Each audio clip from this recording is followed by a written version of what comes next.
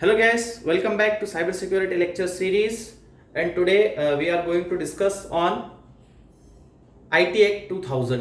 अभी हम security provisions जो इसके हैं उन सब के बारे में हम देख रहे हैं। तो आज का जो टॉपिक है हमारा इंफॉर्मेशन टेक्नोलॉजी IT एक्ट। इसके पहले हमने समरी देखी थी कि हम अलग अलग जो एक्ट हैं, जो लॉ हैं, उनके बारे में पढ़ेंगे। तो आज हम इसके बारे में बात करते हैं। Okay, it is also known as ITA 2000। इसको हम ITA 2000 भी कहते हैं। और the IT act an act of the Indian parliament number 21 of 2000। और ये जो एक्ट था वो ईयर 2000 में पार्लियामेंट में 21वें नंबर का जो बिल था वो जब पास हुआ था, उसके बाद में जो इंफॉर्मेशन टेक्नोलॉजी एक्ट था जो कि बना था। ये कौन सा वाला एक्ट था उस साल का? 21वें नंबर का 21 नंबर का जो एक्ट था जो कि 2000 में बना था। नोटिफाइड ऑन 17 अक्टूबर 2000, जो कि 17 अक्टूबर 2000 को बना था। It is the parliamentary law in India dealing with cyber crime and electronic commerce. और ये एक सबसे पहला प्राइमरी लॉ बना था जो कि इंडिया में किसी भी तरह की कोई साइबर क्राइम या इलेक्ट्रॉनिक कॉमर्स रिलेटेड कोई क्राइम होते हैं, उन सब क्राइम पर को कंट्रोल करने के लिए या उस क्राइम के अगेंस्ट जो आईटी एक्ट बने थे वो सबसे पहले कब बने थे? 17 अक्टूबर 2000 को पार्लियामेंट में ये जो बिल है वो पास हुआ था। ओके, 21वां बिल था जो 17 अक्टूबर को पास हुआ था।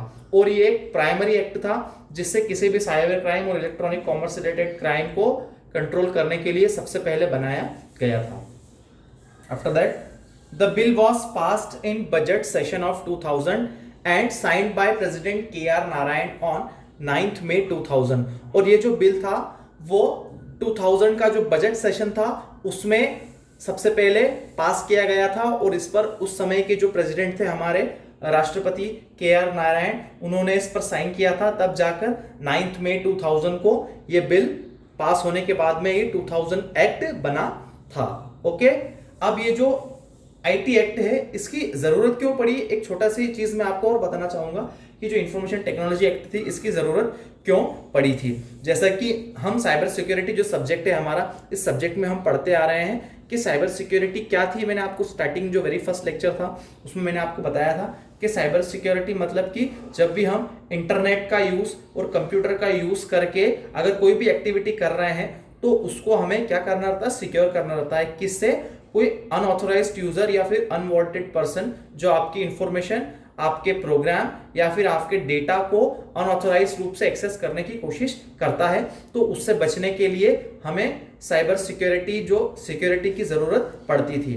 तो क्योंकि आईटी में आजकल जैसे जैसे टेक्नोलॉजी एनहांस होती जा रही है, आईटी का यूज बहुत ज्यादा हो रहा है। और जितना ज्यादा आईटी का यूज हो रहा है उतना ही ज्यादा साइबर क्राइम और आईटी रिलेटेड क्राइम्स बहुत ज्यादा हो रहे हैं। तो उन सभी क्राइम को प्रिवेंट करने के लिए या उन सभी क्राइम पर लगाम लगाने के लिए हमारे जो पार्लियामेंट है उसमें 2000 में ये बिल आया था और पास होने के बाद में ये आईटी एक्ट 2000 बना। Okay, the original act contain 94 section divided into 13 chapter. और ये जो ओरिजिनल एक्ट है वो कितने सेक्शन में सॉरी 94 सेक्शन में था। ओके, और कितने चैप्टर थे इसके? 13 चैप्टर थे। The law apply to whole of India. और ये जो लॉ था वो पूरे इंडिया में अप्लाई हो गया है तब से। Okay, person of other nationalities can also be indicated under the law if the crime involve a computer और नेटवर्क लोकेटेड इन इंडिया। मतलब कि